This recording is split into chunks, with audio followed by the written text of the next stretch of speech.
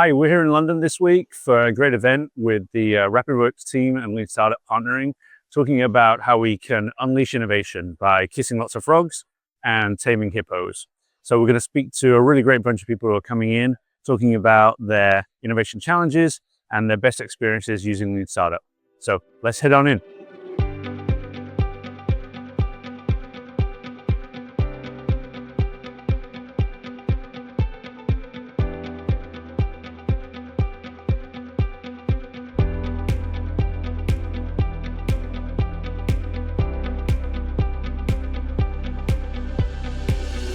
Hi, I'm Dan from RapidWorks. We're here today at 55 Broadway in London, running an event called Kissing Frogs and Taming Hippos. The plan for today is we're going to be thinking with the guests about what makes corporate innovation so hard and what are the kind of things we can do about it to make it easier. I'm really excited about having a diverse range of people in the room, hearing their different problems, the things that keep them awake at night, and start to get an idea for how we can make that stuff even better within their organizations.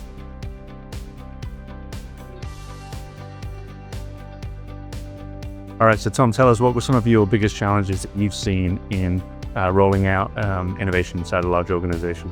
Sure. So one of the biggest ones we've had is across a lot of vehicle stakeholders who are subject matter experts and often speak for the customer. And that kind of becomes the roadmap. However, we kind of need to take a step back and make sure we're actually speaking to the real customers to make sure we build the right thing for them. Good question. Now, quite often I think it's all about solution thinking. Everybody's in a hurry to launch the next big product or the next big service. And quite often we start going down the solution trap rather than looking at alternatives and testing those alternatives before launching. The biggest challenge is people can't think outside farmlands. They're scared of innovation. They're scared out of going beyond their comfort zones. Quite often they work in environments where trying to be different doesn't work out. People are always told, come up with new ideas, new challenges, new ways of doing things, and then you're beaten back by being told it's too risky. And this just kills innovation. And this is something that's really, really difficult to overcome.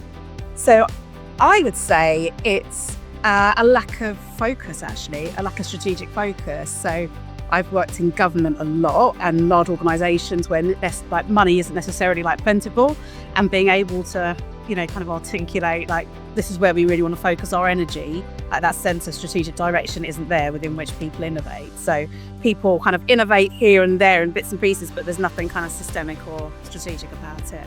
So I would say that lack of direction from leadership about where to focus your energy.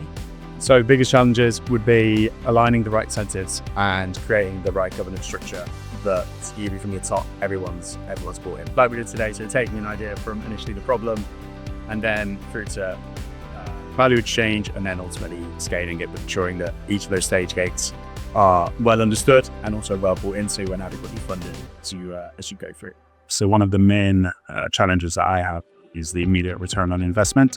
I believe a lot of people expect that straight away, but of course over time you will see it. It's just the initial bit, it may take some time to come about. What's an example of a really big win that you've had from running experiments, learning from customers? So of course, one of the biggest wins for myself is being able to find out feedback from customers in terms of the programs that we run and then change the programs or adapt the programs depending on the outcomes that they're given to us. Designed a course for leadership in one of my roles as head of innovation, and this was about entrepreneurial governance really, and helping leadership understand what they needed to be doing. And we basically just put an email out to some of the senior leaders that we already knew well, just to see if there would be interest and appetite in this. Got kind of hands up, yeah, I'd be interested in that. We arranged a half-day session with them and just ran it with them as a sort of first pilot to understand what worked and what didn't and what value they got from it. And what we were looking to see was what recommendations did we get, how many recommended it to another colleague, and then how many more people would sort of want to sign up for something like that before we continue to develop the content around it. So that worked really well, got that initial feedback. And developed the content much further in a much more professional way, and looked to scale it. Definitely one of the biggest wins was a financial services client we were helping them influence the data products, and then within that, specifically by actually viewing customers, taking them through the customer development process and building our side with them, we found out that actually there are certain features that they really wanted us to double down on, rather than us trying to boil the ocean and build out in such a huge scalable fashion, instead focusing just on the features that were really solved just problems. Multiple wins, the people development, the growth in the people development, but when people start to explore different possibilities and different options, they start developing products with much better features, and then they're able to reduce the time to market, reduce the time to the development and launch of the products by maybe over 50%, and also reduce the ongoing development costs by up to 50%, not having to redevelop a product or a service for customers, for new customers every time. They're able to develop a more optional approach. The biggest win in my own experience was once where I was working with an organization that did a lot of work with bereaved families, and the demand of their services was enormous. Trying to onboard more staff seemed to take them forever, and it took them 2 years to train them up, and they just couldn't meet the demand. And I eventually got called in because it was something's got to give, something's got to change. And we went through a number of different ways of approaching things, just saying if you had to start from scratch, what would you do? What if you came at it another way? What if we tried something completely different?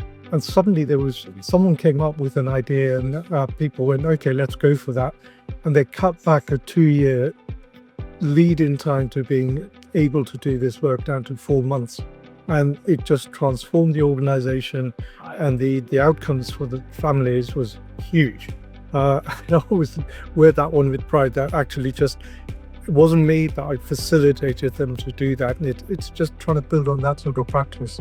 I think it is that de-risking element. So by making sure that actually putting all your assumptions on a page, seeing exactly what you need to validate and when, what's the most important thing to find out initially, helps you keep walking in the right direction instead of running in the wrong one. But also, if you find out a problem isn't worth solving, actually killing things, that can be as valuable to the organization as any system. And so give us a really concrete example. When did that happen, and what did that look like? What was the kind of product? Sure. So we looked at building a Scope 3 carbon reporting tool, where we went through a few different phases of problems to solve for the sustainability experts and organizations. Definitely want to solve them.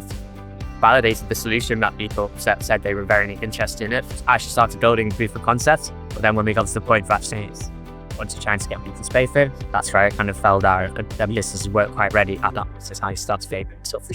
So yeah, we had the kind of strength of will, I suppose, to decide to not continue with it. Customers in energy develop a new product, and their lead time was a number of years, and actually every time they developed a product for the customers, it would take thousands and thousands of engineering hours to develop these products.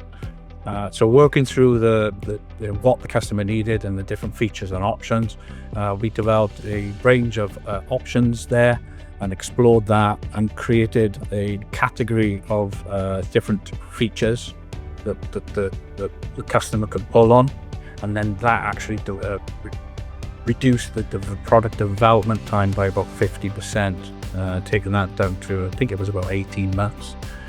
And reducing the engineering hours for every order by thousands.